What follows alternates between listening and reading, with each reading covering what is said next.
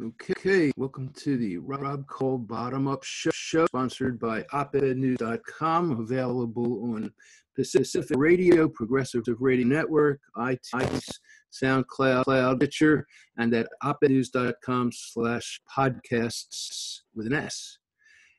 My guest for this is Nathan Bomey.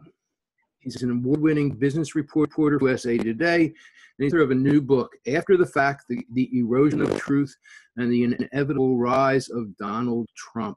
His website, afterthefactbook.com. Welcome to the show. Hey, thanks for having me.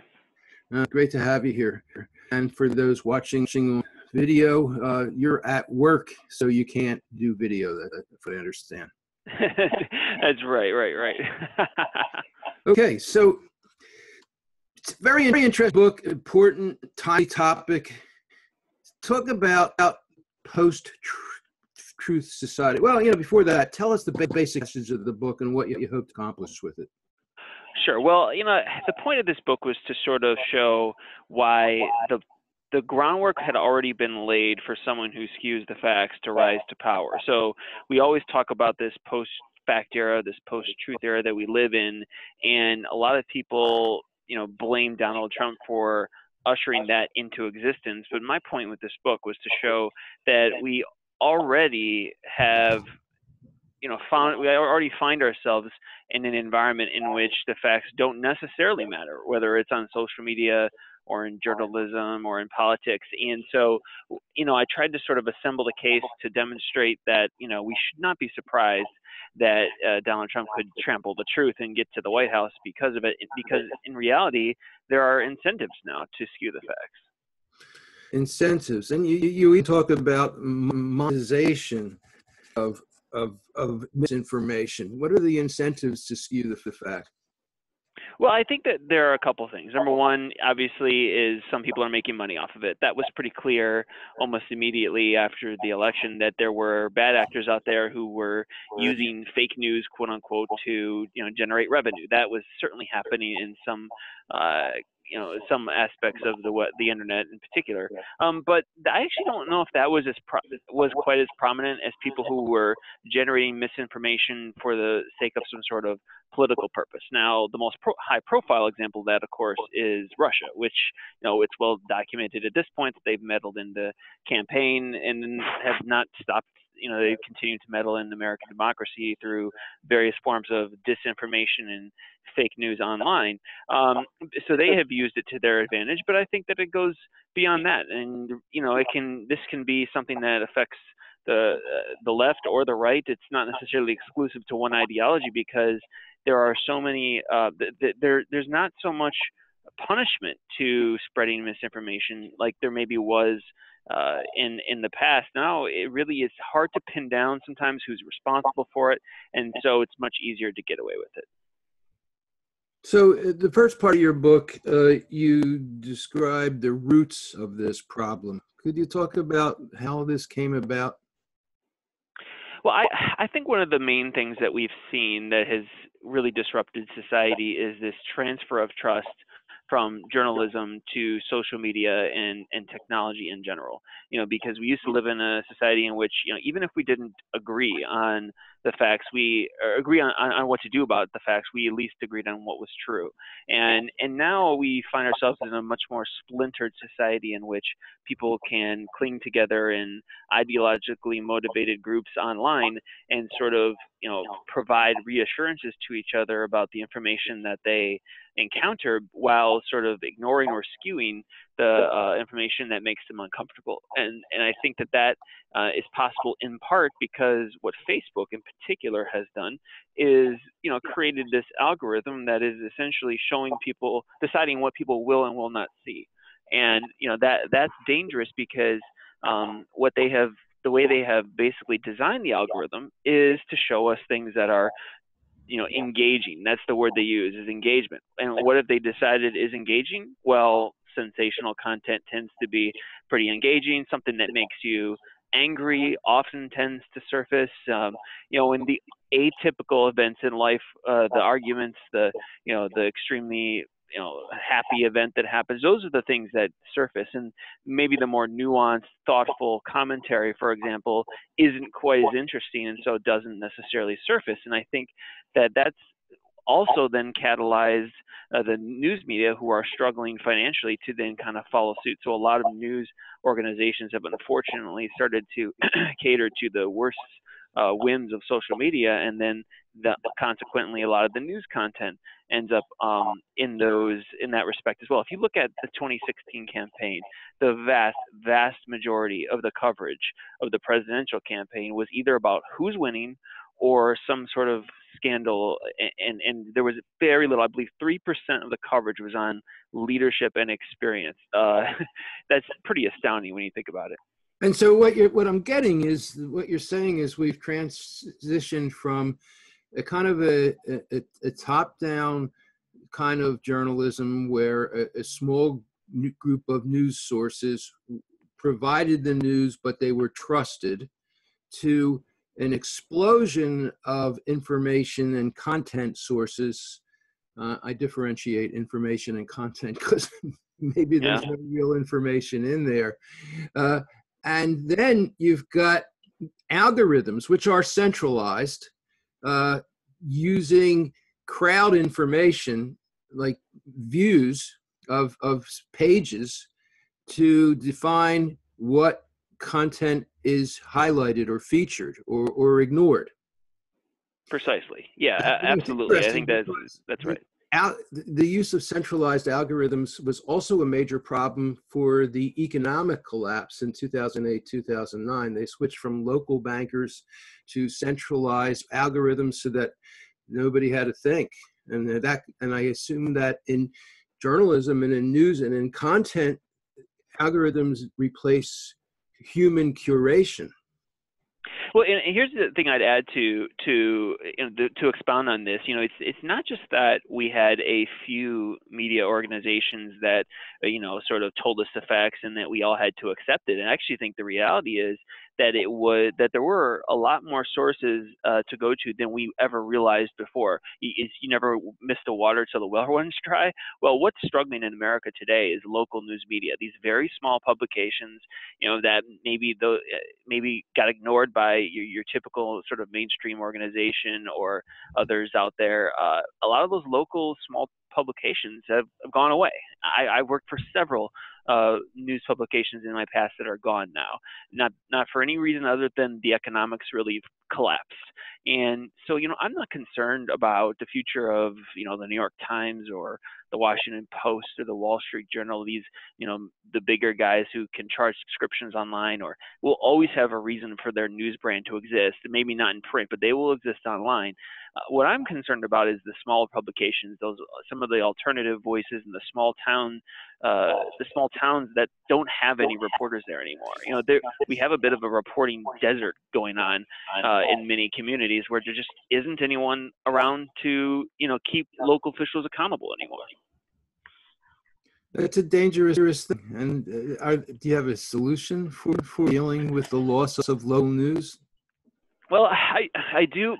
I'm a millennial, so I'm naive enough to think maybe we can have a few solutions. And so one of the things I tried to do in this book was to sort of suggest a few things that we could do. And one idea along those lines is, I think we need more, grassroots nonprofit type of media. I think that there is a reason for optimism there. I do see a fair amount of that going on right now, and I think that since the election occurred, there has been a growing awareness of the importance of journalism for democracy. You can't have a healthy democracy without a healthy news industry. And Amen. So, and I think maybe that means, hey, some of it needs to be nonprofit, perhaps, because the for-profit motivations, unfortunately, mean that if you're a for-profit company, you have to stay in business and make it a profit. Well, what if the business model is irreparably broken? We have to consider that possibility, because Facebook and Google are snapping up such a high percentage of the digital ads now. There's nothing left for the rest of us. And you left out Craigslist too. Talk about classified actions, and Craigslist killed them all single-handedly just out. It certainly played a huge role. Yes, it was that was sort of almost the first blow in some ways, where Craigslist stepped in and basically zapped all the classified revenue, which was was always a boon to your average newspaper, both big and small. And so that was significant. But then in recent years, I do think that some of the big organizations are realizing that they can charge online subscriptions, and that'll help, like the Times and the Washington Post. But for a lot of those small town publications, they can't really do that because they just don't have the kind of interest that would sustain type of journalism they've historically done. And so I'm hopeful that maybe we'll see more nonprofits operate and step into the void. And there is some of that going on. In fact, you look at an organization called the Institute for Nonprofit News. They have more than 120 members now throughout the country, organizations that don't have profit at the center of their motivation. That's good to hear. I wrote a couple years ago that what we need to do is come up with nonprofit funding for investigative journalists, give them some base income, and then rewards if they start getting a lot of readers and start producing results, and that it could even be paid for because they're going to do investigations of corruption and of abuse of funding and things like that. Well, I definitely think that we need more of that. You look at like ProPublica, for example, which is doing really terrific work on a national scale, and they get a lot of press, but there's also local ones. Even in my home state of Michigan, there's a publication called Bridge that just won the Michigan Newspaper of the Year award for 3 straight years now. So there is a lot of good work happening. Of course, there is a concern naturally when it comes to nonprofit media about who's providing the funding, and so will the funders ultimately have some interests that we need to guard against as well. So it's necessary to maintain independence, but but obviously that's going to be a case by case scenario. On the whole, I'm still optimistic that nonprofits could play a key role going forward. It makes me think. I know Craig Newmark of Craigslist donates a lot to support different causes, and it makes me think that maybe Craigslist and Google and Facebook, the kind of triumvirate of destroyers of the old guard of media, maybe they should kick in a couple $1 billion a year or something like that, or at least some substantial money to help fund this vacuum and to fill it with independence through a third party. It would certainly help our business, that's for sure, but I know there's a group called the News Media Alliance that is really pressing to get the ability to kind of negotiate a little bit more with a little more heft against the technology companies, and I think that Facebook and Google do need to realize that, sort of healthy flow of information is critical to what they do. I'm not sure that realization is there yet. And although Google in particular has put some resources into journalism, Facebook is sort of promising to do that as well. They've stopped short of ever saying they would support something like, paying the media in some form for the content that's on there, that they ultimately link to. If you look at Google News, for example, Google News is essentially a news source itself for some people, especially in this headline-driven culture where people don't click on the story a lot of times. They just sort of scan the headline and move on with their day. And so you look at the readership data, it shows it pretty clearly. Sometimes people only read a story for a few seconds and then they click off. And so, Google is getting a lot of those eyeballs that used to go to, professional journalists. Well, it's interesting. My site, Op-Ed News, used to be one of the sites that were indexed by Google News, and they dropped it. I think the reason they dropped it is because we're an aggregator, too. We collect and curate links and descriptions of news from other sites, and they don't like that. And I have a problem with that because what it does is it's basically Google saying we're going to have a monopoly on aggregation. And I just realized it having this conversation with you, but that's what they're doing. They don't allow aggregation from other people. And why shouldn't they?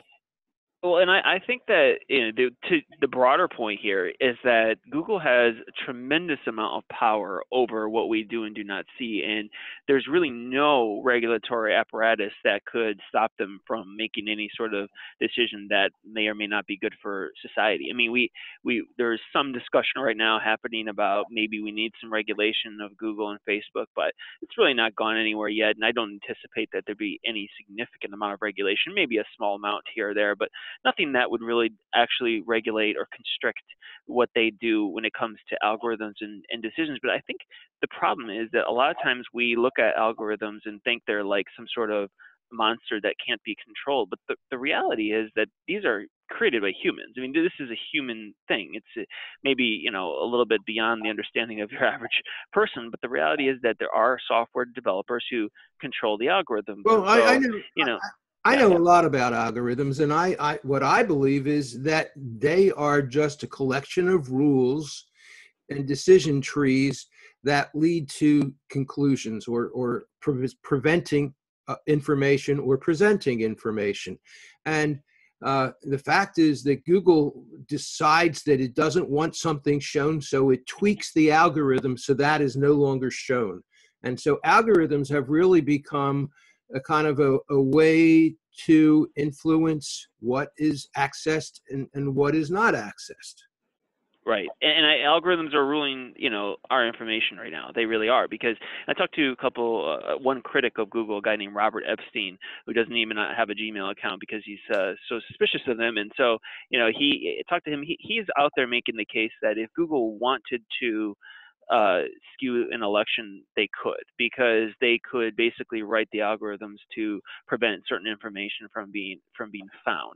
Although there are all alternatives out there, like Bing, for example, they're very barely used. Now, I talked to another expert who, was a couple of experts who were pretty clear that, that they don't think that's happening right now, and they don't see any reason why Google would start doing that. But the point is that they could. They have the power. And so, although there would be an outcry, the question is, would we ever find out? Would we even know? Because there's a lack of transparency with the tech companies. And so, the question is, do we need that transparency to ensure that democracy doesn't get tainted? I say, yeah. So, in the second part of your book, you talk about the crisis of disconnectedness and how it threatens to undermine scientific and community values. Talk a little bit about that. We're going to go into more depth as we go through this, but a little bit on disconnectedness and undermining. Sure.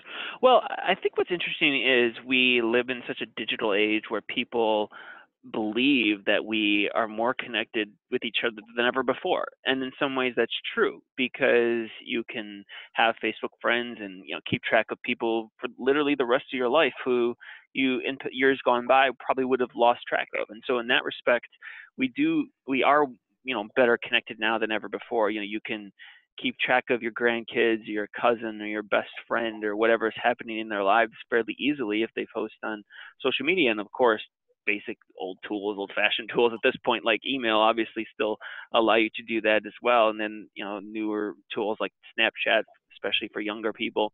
All of this helps in some respect, but I think what we have failed to sort of confront is the fact that a lot of this is surface level, and it's in fact even worse than that. It's oftentimes connectivity that is undermining how we perceive each other and changing the way we view each other's lives. And scientists have studied this and shown that Facebook, the more you use it, the more depressed you get. And I try to make the case in the book that, hey, when you're depressed, when you're vulnerable, that's when you can be more easily manipulated. And so I think one expert I quote in the book calls it the contemporary face of isolation, that it doesn't look like isolation, but really it is. And I think that's a big risk for society. And what you're talking about is how people put their best moments, their happiest, most fun stuff up, and they sometimes even fake it. And everybody else looks at it and goes, hey, why don't I have that kind of life? And that makes them depressed and feeling more lonely and isolated. Exactly. I think it's a huge issue. It really is. And actually that was one of the original inspirations for this book, because just noticing so many people who portray their lives on social media in a way that really doesn't reflect reality. And then I thought to myself, why are we surprised then that someone could come along and skew the facts about their own life from a political perspective? We shouldn't be surprised, because this is happening on a daily basis online. And so, I think we need to pursue more authentic communication and connection, but it's so difficult when people are spending an average of nearly 1 hour a day on Facebook or Instagram or the Messenger app. This is truly ruling some people's lives now. So I have a station ID, but first, and we're gonna talk about how you're saying social media are the building blocks of trust and even hate. So this is the Rob Called Up Show, sponsored by opednews.com, available on Pacifica Radio, Progressive Radio Network, Cloud, Stitcher, iTunes, and at opednews.com/podcasts. My guest for this show, Nathan Bomey. He is an award-winning business reporter, USA Today, and he's the author of a new book, After the Erosion of Truth, the Inevitable Rise of Donald Trump. So how is social media being building blocks of mistrust and hate? Well, I think what it does is it sort of allows us to more easily congregate together in our isolated groups online. And there was a 2011 book called The Filter Bubble, where Eli Pariser talks about this issue. And his point was essentially that it's much easier to filter out information that you don't like or don't want to see, and therefore people become more and more isolated. I think he's onto something there, but I think it goes even further. I think there is research that sort of suggests that people don't necessarily ignore the facts that they dislike. They just congregate together and then use that sort of togetherness to then skew or mislead about the facts. And so there's another too, yeah. And that is that Google contributes to the filter bubble by looking at what you searched for and then influencing your search. So you're not even getting clean, clear search results from Google. You're getting the ones that they think you want to have. Right, exactly. They're actually trying to predict what you want to see instead of providing what you need to see. So this is confirmation bias on steroids. And you can turn that off. You can turn that off. By the way, if you go to Google, you can settings so that they don't influence the search results you get. You can, but I think most people don't do that though. And I think that's part of the problem. And another thing you can do, there's another site, I think it's called DuckDuckGo, that searches Google for you kind of without people knowing who you are. So you're getting clean results that way. Yeah, and so that speaks into some of the privacy issues and things which I don't cover as much in the book. But I think that what sort of that with that confirmation bias on steroids on Google, essentially, then what we can do is we can find whatever conspiracy theory we might have or whatever. So you take, for example, something like the conspiracy theory that the Sandy Hook Elementary School shooting was faked, which was obviously extremely offensive and hurtful to the people who were affected by that and to others. But that's much easier to find than it would have been, say, 20 or 30 years ago, where maybe a theory like that would be out there somewhere, but it'd be much harder to track down. And so, this is why the anti-vaccination movement has picked up steam in the social media age, because it's much easier for them to find each other now. So they can congregate together online, and then they can, basically end up becoming a danger to the rest of us because they're not vaccinating their kids. And so, so those are some of the ways it plays out. But you're talking about building hate. How does this lead to hate?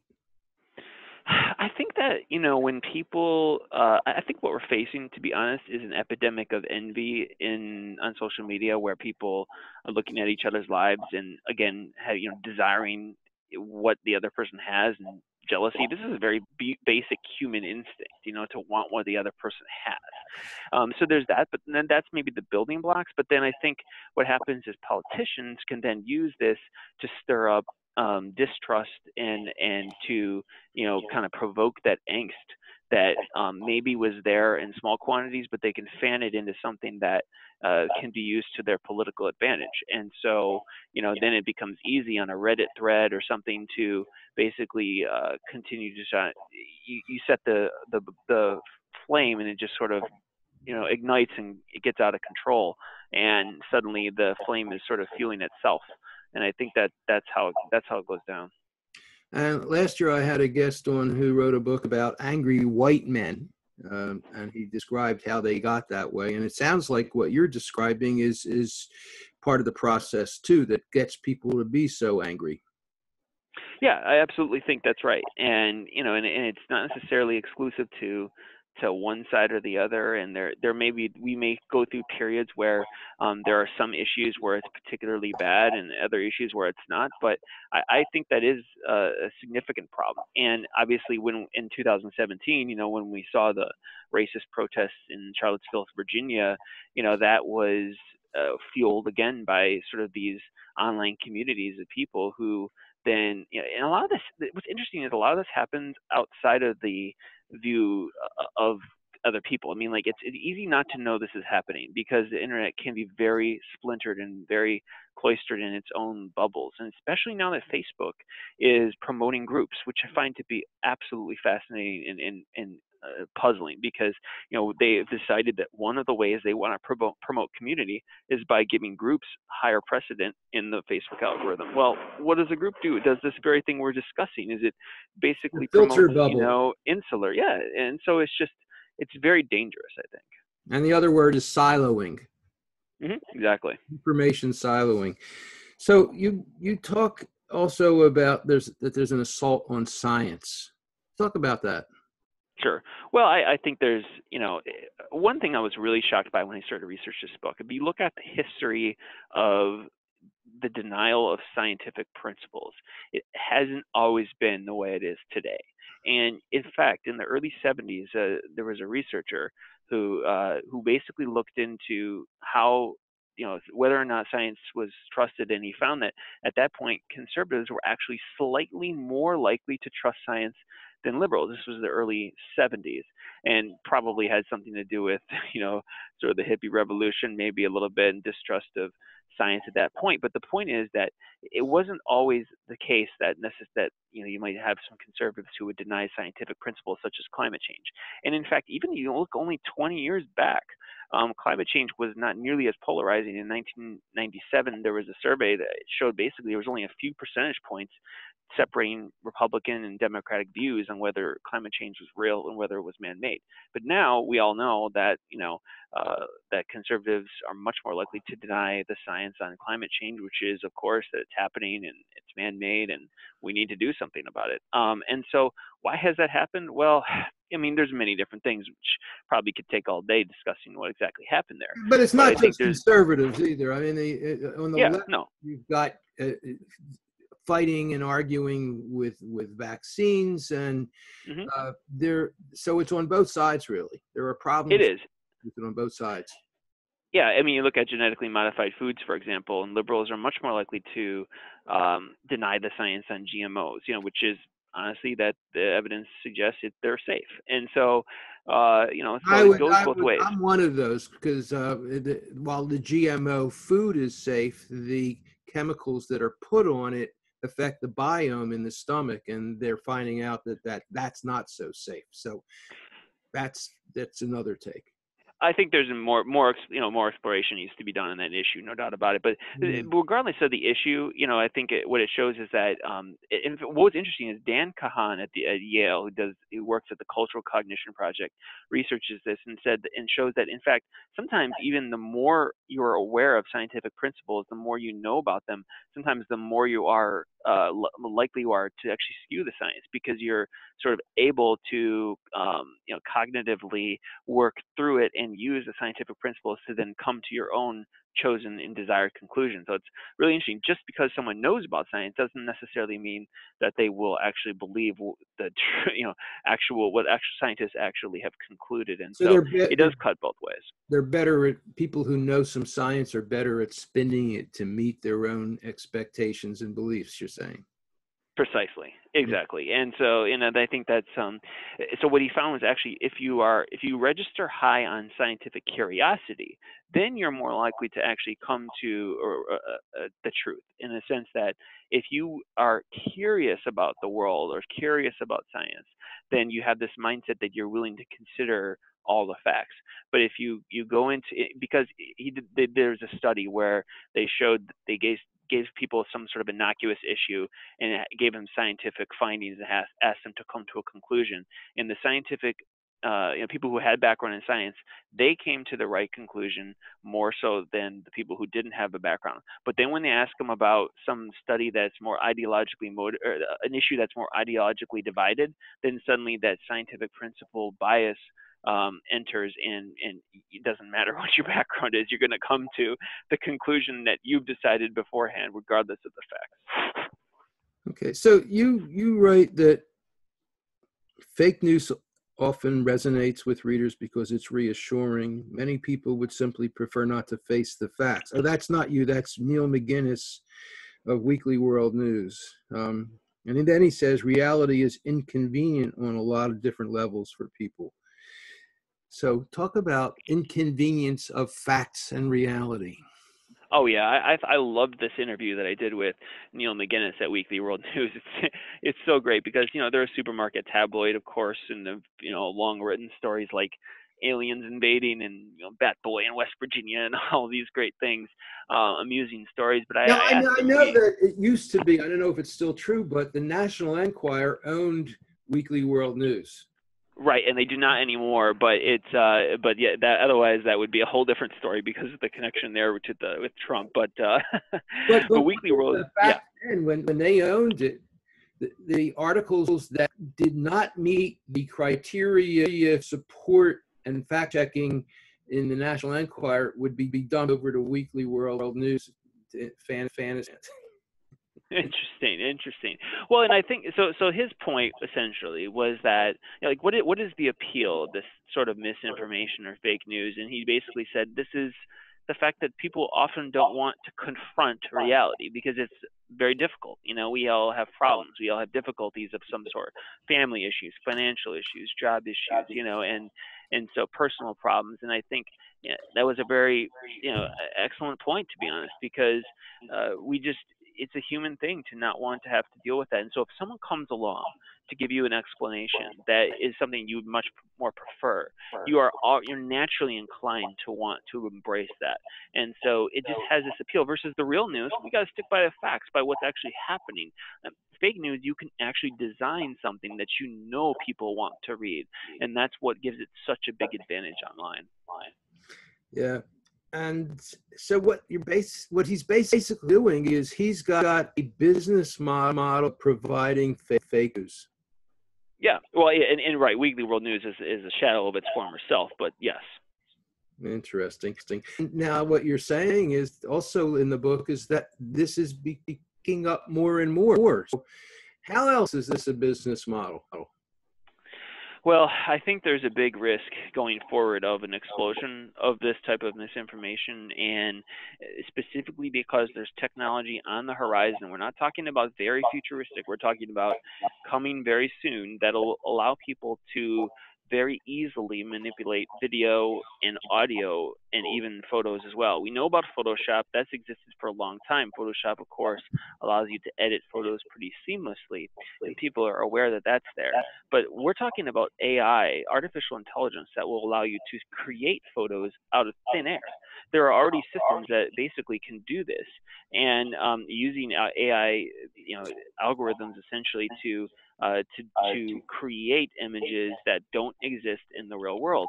And then next will be video that doesn't exist, because in fact this is already happening. If you saw this clip online where President Obama is made to look as if he's saying something he didn't say, that is coming very soon. And then audio is definitely happening as well, where audio systems are going to be available to anybody that allow you to essentially create speech.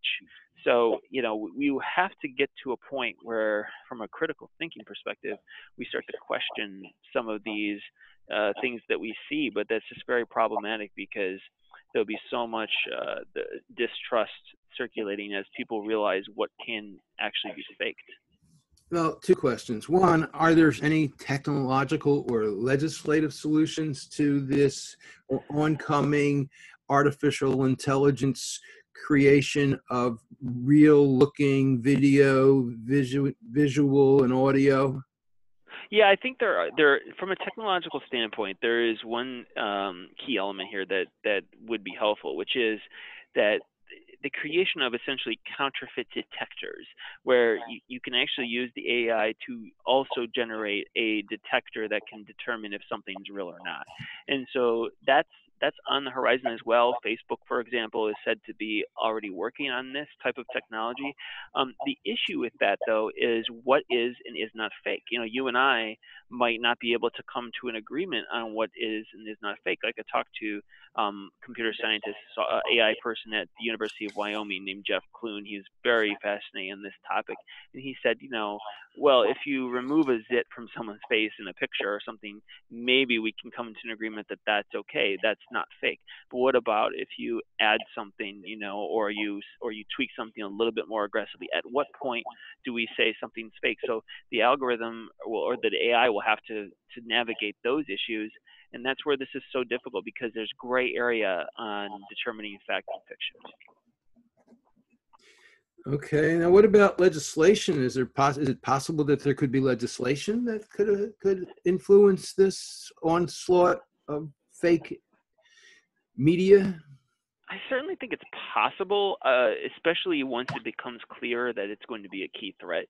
But I think what's difficult is that legislation and regulatory structure don't move very fast. And so even if you get something in place, you know, what do you do when the technology changes? And I think, like, so I covered the automotive industry on a daily basis, and one example I've given people is in 2008 Congress passed a law that said that you had to have a rear view camera in every car, and literally just a couple weeks ago that rule finally took effect a decade later, and we're just talking about a rear view camera here. So Yeah. you know, how do they keep up with the pace of technology that might change week to week? That'll make it challenging. But I suppose there could be some sort of structure that's flexible enough to keep pace. But it's something that we have to start thinking about now. All right. So we need to do another station ID, and then I'm going to ask you about how this revolution is making memory obsolete. This is the Rob Call Bottom Up Show, sponsored by opednews.com, available on Pacifica Radio, on Progressive Radio Network, on iTunes, on Stitcher, and at opednews.com/podcasts. My guest for this show is Nathan Bomey. He's an award-winning business reporter for USA Today, and he's got a new book out, After the Fact, The Erosion of Truth and the Inevitable Rise of Donald Trump. So tell me, Nathan, about how is this coming of untruthiness, of the time beyond truth, how is that affecting our memory? Yeah, this is really interesting. I had the chance to talk to some psychologists about this and memory experts, people who basically talk about how, you know, well, first off, the ability to access information instantaneously has sort of taken the place of our memory in the sense that you don't need to really remember some of these key facts, and so that has forever altered the way we interact with information. I think that that's all pretty clear. But where this gets messy is that we actually need our memory almost now more than ever because of the fact that the proliferation of online misinformation then sticks in our head, and even though we don't realize it, it can influence us later on. So memory researchers have this concept called the sleeper effect, where essentially you can actually see something that's not real, realize at the time that it's fake, but then later on you kind of forget the source of what you saw, and you may forget the fact that you originally concluded it was fake, and the news or the fake news or the misinformation or the lie or whatever it is sticks there, and eventually you think it's real. It sort of gets in your head. This is a scientific principle, and you know, there's this source effect also affects journalism. Think about how many times you read an article and then day or two later, or maybe even just a few hours later, you want to tell somebody about it, and you say, I forget where I read this, but, and then you proceed to tell them what you read. That's another thing where the source of the information is sort of something we forget. And that's an example of this, where over time we forget, and so then that misinformation becomes even more dangerous. And so the fact that we think we don't need our memory, but actually we need them now more than we did before, is where this gets to be a problem. Well, when it comes to the way the brain works, most of the brain is involved in filtering information. And if we stop having memory that is key to filtering, then what you get is the raw bottom-up files of raw information. And if it's not filtered, then you really don't know what to do with it. As idea, the sleeper effect, it makes me think of, there's some parts of the brain react before the conscious brain does, particularly the amygdala, which is related to fear. Right. And it worries me that if losing our memory, and I know that the internet has changed the way people's brains work. I've done so many interviews with neuroscientists about this. It's just a fact. People's brains work differently, especially if they were born after 1980. I think that in some ways there are good things that are happening with that. People, I think, are able to connect more and be more aware of their connections to other people. But this is a part that I hadn't really thought about. That is, it's kind of scary. And what do you do about it? How do we make it so that is better memory, and so that people don't cut back on their memory? Well, I think that this gets down to education, and I think we have to start rethinking the way that we do education, both K through 12 and college, because so much of education now is focused on, something that's very skill specific, or something that inevitably drives you toward performing well on a standardized test. And in college, unfortunately, the rigor of college has declined considerably, in part because tuition is high and kids have to have jobs to pay for the tuition, and so they can't really handle as big of a workload. So basically the devaluing of intellectual accomplishment is a big problem, but also this lack of critical thinking, that we don't focus as much on how to learn. Instead, we focus more on how to get skills. Well, we live in this technological age now where skills become irrelevant very quickly, and so I try to make the case that we need to then that actually the technological revolution we are facing pairs pretty well with what we need to do in education to help people sort fact from fiction, which is we need to teach people how to learn on their own and not necessarily focus as much on learning specific skills. I've been talking about that for a long time. I always cite the book Paulo Freire, Pedagogy of the Oppressed, which basically describes two kinds of learning. The kind that maintains oppression is what he called banking, where you basically deposit information into people's heads. And then the other kind is teaching people how to think, how to engage in dialogue, how to ask questions. And I think that's exactly what you're talking about, isn't it?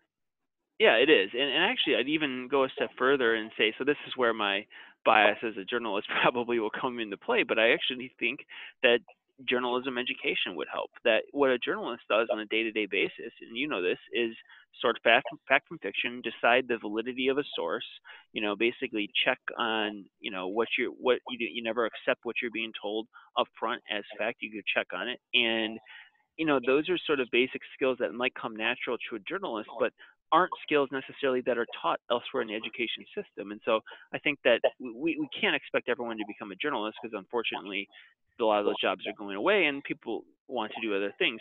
But what we can do is integrate those same principles into our K through 12 system and in college.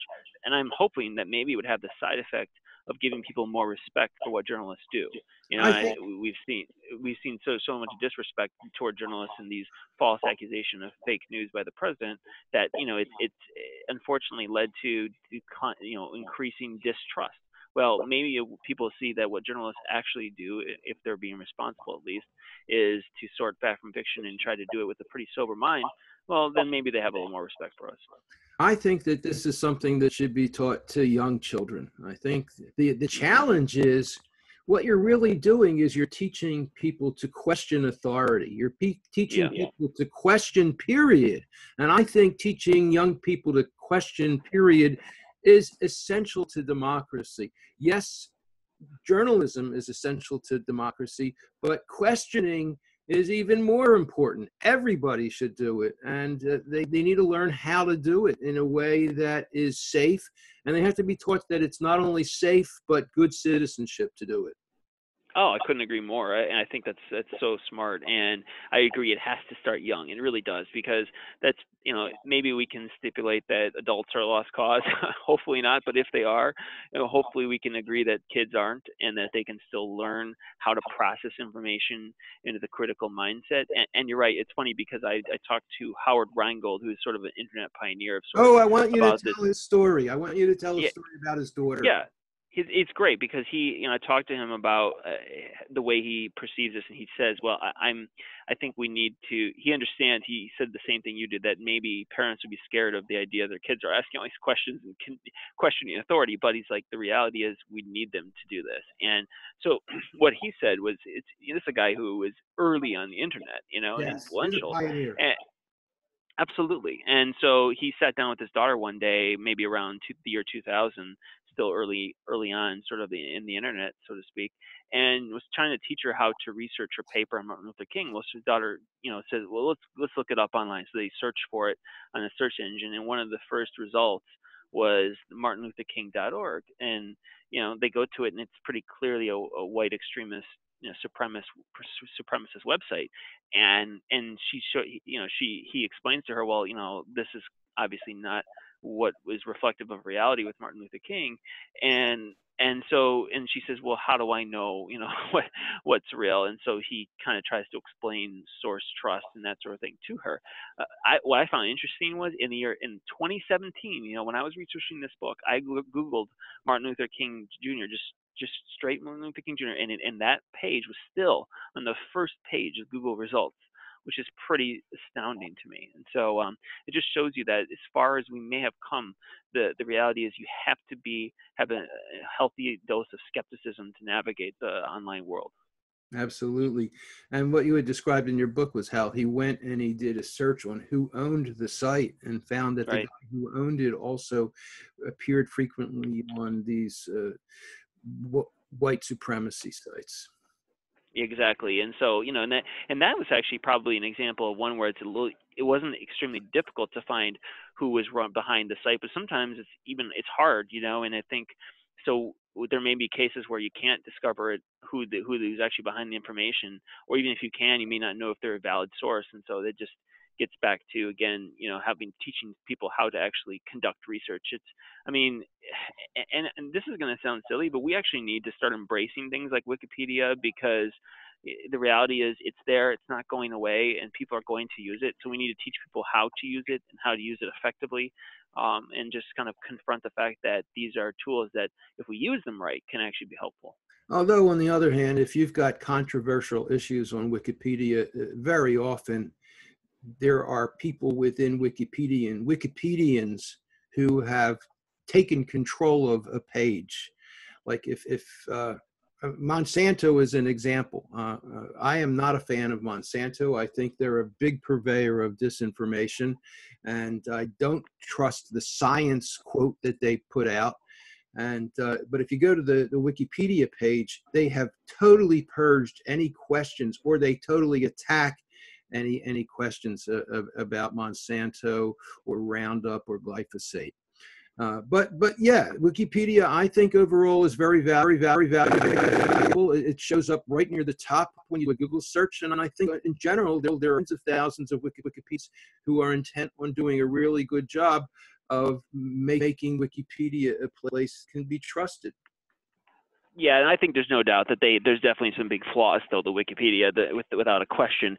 But one tip that I actually learned myself in researching this from Sam Weinberg at Stanford, he said that what a lot of professional fact checkers do is they use the Talk tab at the top of Wikipedia. If you go to the top of Wikipedia, there's this tab that everyone just kind of glazes over, no one actually sees, but it says Talk, and if you click on that, you can actually see the debate, the back and forth that's gone on that particular page. So if it's something very controversial like Israel, Palestine, you're going to see a pretty extensive debate on what to do. Or for something more mundane, there may not be quite as much. But the point is, you might be able to at least see some of the back and forth and the discussion on what's right and what's wrong, and then that can help you also come to conclusions, even if you don't like the conclusion they came to. Absolutely. Those tabs at the top of the Wikipedia pages for talk and history, they're fascinating and worth putting time into if you're looking at a topic that you care about.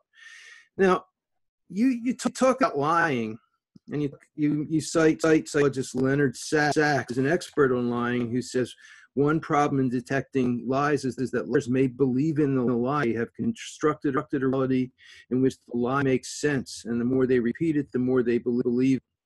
Talk about that a little bit. Well, it's funny. I didn't put this in the book in the end, but I almost did. I'm not sure if you're a Seinfeld fan, but there's that scene where Jerry is asking George for advice on how to how to beat a lie detector test. And George says, "Just remember, Jerry, it's not a lie if you believe it." And people laughed at the time. We all laughed, and then now we all of a sudden find ourselves in an environment in which we're actually having this debate. It's actually happening in journalism, but whether to call something that the president says a lie, if he maybe actually believes it to be true. And so there's that debate that extends to other people as well. And so the point is that when someone believes that a lie that they're telling, that can make them even more convincing. And then especially because we live in this world in which people really want an authentic connection and experience with other people. Why? Because so much is inauthentic, and that's of course what we've been talking about. And you talked about how the plague of this trial from 2000 to 2016, trust in 10 of 14 American institutions fell, some of them with double digits, according to Gallup. So talk about distrust. Yeah, it's a huge issue. It really is. And there are good reasons to distrust certain institutions and certain leaders of those institutions, but then also sometimes when that distrust breaks down, the consequences are, that people end up sort of going off into their own corners, and then, circulating the misinformation and sort of finding other people to trust. Because when trust breaks down, a lot of times bad actors step in. And I think that's what's happening in a lot of corners of society. Scary. Yet another challenge is that you say fearing rejection among their peers for embracing the facts, people often will instead reject the truth. Talk about that. Well, yeah, I think that this gets back to the issue of why people will actually reject the facts, even if they may know that there's some truth to it. And it's because people would much prefer to keep the companionship of their friends and family than to confront the fact that something that they believe to be true is not. And this climate change is a probably decent example here, because if you live in a very conservative communities in the heartland of America, and you come to the conclusion that climate change is real and is man-made, and of course something needs to be done about it, which is all a fact, and 97% of scientists agree on that.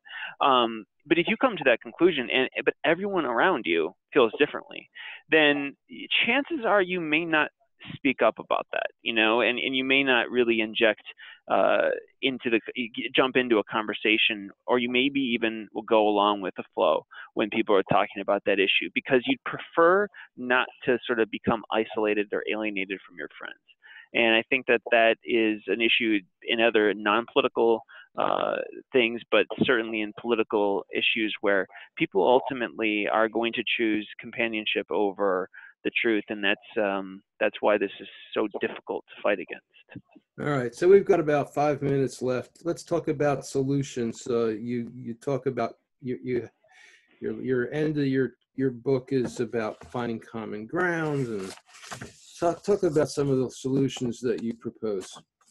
Well, we already talked a little bit about nonprofit media. I do think that would be a really good development to see a healthy ecosystem of nonprofit news sources develop, because I think that would help to plug the gap on investigative journalism in particular, and also to do some more sober-minded reporting instead of some of the more sensational stuff that we see happening right now. And so that would be good. And then finding common ground. And listen, I mean, I'm like naive enough to think that maybe if we sort of respect each other a little bit, or try to use some shared terminology and kind of come to the table, I mean, that we can actually have some sort of consensus. I mean, my first book was on the bankruptcy of Detroit, and I was there covering it, and I saw an unbelievable compromise and pragmatism there. So if people who have fought forever can come to the table, maybe we can come to the table on other issues as well.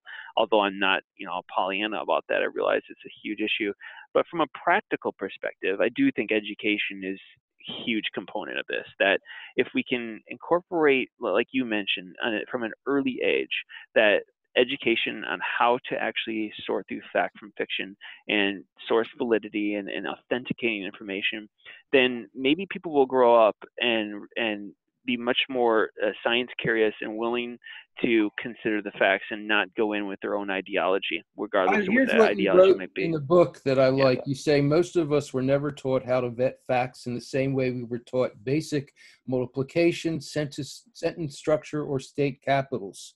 I love that. That's where it needs to be. It needs to be that core part of the curriculum. They're getting rid of teaching penmanship. Maybe in the place of it, they should teach verification of truth. Yeah, in talking to some teachers, high school teachers recently, I was just floored by how much technology is being incorporated into the classroom, but that technology does not necessarily have anything to do with whether or not you can sort through the facts. In fact, it might actually be inversely correlated. And I think this is where you just basically need these old-fashioned critical thinking skills and the willingness to question yourself and question what you're told. And I do think journalism education would be a big piece of that. So you also mentioned using shared language and storytelling. Yeah, the storytelling thing is interesting because I talked to the vaccine folks and the people who are trying to fight the anti-vaccination movement. And Karen Ernst, who's doing some really good work on this in Minnesota, told me that they're trying to kind of use the same principles of the anti-vaccination movement for their side, which is they often try to tell stories about the impact of a vaccine on kids and the positive impact that it had, because they see on the other side these very emotional stories. They're packed with emotion, and they often have a real impact on the people who then decide not to vaccinate their kids because of it. And so just realizing that for the same reason those stories resonate, an emotional story about how a child's life was saved or made much better because of a vaccine could actually help a lot. And I think there's something to be said for that. Well, good journalism uses stories. I always tell the story that I learned when I used to run my conference on story, that when truth enters a village, they throw garbage at it. But when story enters, they embrace. And the trick is to wrap truth in story. Yeah, and I think that, with like climate change, for example, facts, we can throw facts out there all day, but people not going to grasp, well, the ocean's going to rise this many inches, or, it needs to be more story-based. And I think that climate change communicators in particular are making a lot of progress on that. We've got to wrap. We've got literally 30 seconds. Anything you want to finish up with? I just appreciate the chance to talk. I think this is such a core issue, and I'm so glad you and your listeners are engaged in it. All right. And you've been listening to the Rob Call Bottom Up Show. The guest has been Nathan Bomey, who's the author of the book After the Fact, The Erosion of Truth, Inevitable Rise of Donald Trump, and his website is afterthefactbook.com. Thank you so much. Thank you.